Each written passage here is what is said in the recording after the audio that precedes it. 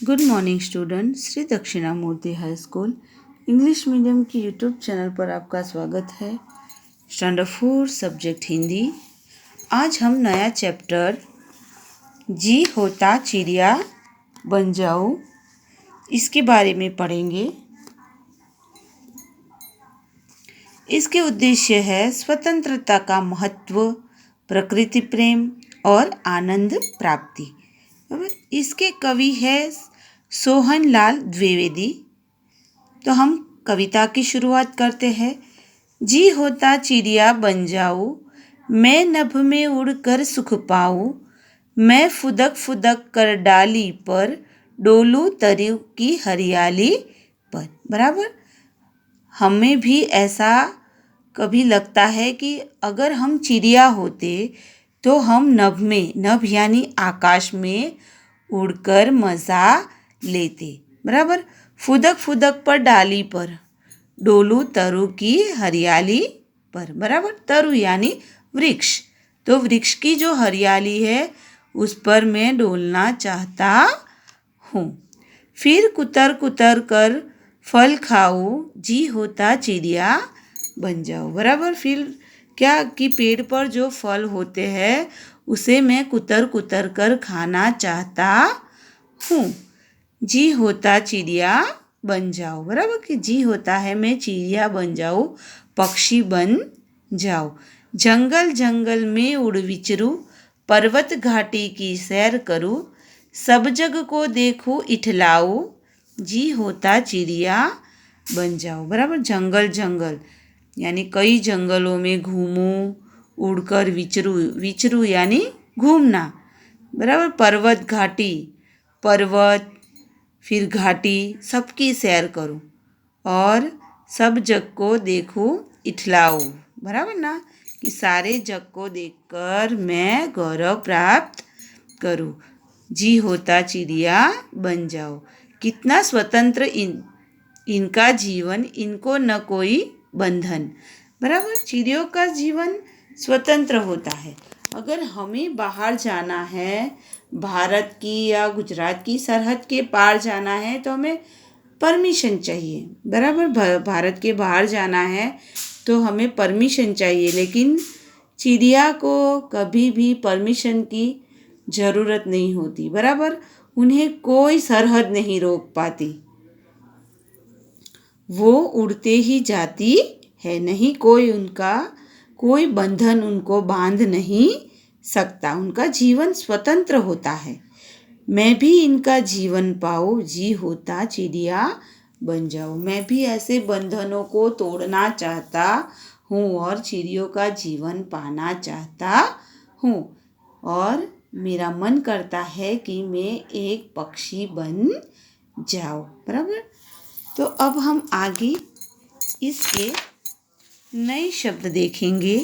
तो जिम यानी मन, नभ आकाश, तरु पेड़, कुतर कर छोटे छोटे टुकड़े, विचरू यानी घूमूं, पर्वत पहाड़, घाटी यानी दो पहाड़ों के बीच की जमीन, जग संसार, स्वतंत्र यानी आज़ाद, बंधन यानी रुकावट बाधा। अब हम प्रश्न की ओर आगे बढ़ेंगे। तो मौखिक प्रश्न पहला है, कवि का मन क्या बनने को कर रहा है? तो कवि का मन क्या बनने को कर रहा है? चिड़िया। चिड़िया बनकर कवि कहाँ घूमना चाहते हैं? बराबर। नभ में घूमूं। बराबर ना, तो आकाश में, नभ में घूमना चाहते हैं। इस कविता के कवि कौन हैं? तो सोहनलाल द्विवेदी। बराबर। चिड़िया कैसे चलती है? तो चिड़िया फुदक फुदक कर चलती है। कवि चिड़िया बनकर कहाँ की सैर करना चाहते हैं? तो कवि चिड़िया बनकर आकाश की सैर करना चाहते हैं। कवि चिड़िया का जीवन क्यों पाना चाहते हैं? क्योंकि चिड़ियों का जीवन स्वतंत्र होता है, उन्हें कोई भी बंधन बांध नहीं सकता है, इसलिए। बराबर। अब क्वेश्चन नंबर 2, सही उत्तर पर हमें सही का निशान लगाना है। बराबर। तो कवि कहाँ उड़ना चाहते हैं? तो कवि नभ में उड़ना चाहते हैं। कवि चिड़िया की तरह कुतर कुतर करके कुतर कुतर कर क्या खाना चाहते हैं? तो फल। कवि किसे देखकर इठलाना चाहते हैं? तो जग को, बराबर ना, संसार को। तो काव्य पंक्ति पूर्ण करनी है तो ये आपको अपने आप करनी है। आप कविता देखना, कंठस्थ करिए, याद कीजिए और ये काव्य पंक्ति पूर्ण कीजिए। बराबर। अब नीचे दिए गए शब्दों में अनुस्वार या चंद्र बिंदु लगाने हैं और फिर लिखने हैं। जैसे जगल, तो अनुस्वार यहाँ पे आएगा जंगल। जाऊ, तो यहाँ पे चंद्र बिंदु आएगा। बंधन, तो बंधन। बराबर। फिर है देखूं, तो ख पर चंद्र बिंदु आएगा। फिर स्वतंत्र, तो त पर ऐसे अनुस्वार आएगा। और विचरू, तो रू पर चंद्र बिंदु आएगा। बराबर। तो इन शब्दों से बनने वाले नए नए शब्द बनाइए। देखिए, दम, ये दमकल है शब्द, तो इसमें से दल, दल, फिर कमल, बराबर, फिर कम, फिर कद और कल, ऐसे शब्द बने। फिर ताजमहल से हमें शब्द बनाने हैं। तो ताज, ताल, फिर महल, हज और जल।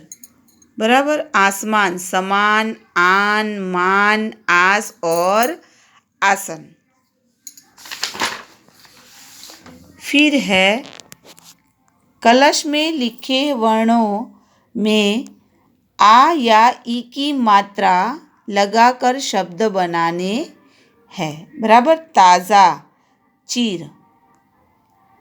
त है, ज है, तो हमें आ की मात्रा या ई की मात्रा लगानी है। फिर दाता, नील, चाचा, दिन, दाना, चीज़। बराबर, ऐसे शब्द बनते हैं। फिर आगे हम देखेंगे कि समान अर्थों वाले शब्दों को मिलाइए। तो नभ यानी आकाश, डाली यानी टहनी, बराबर, तरु यानी पेड़, पर्वत तो पहाड़,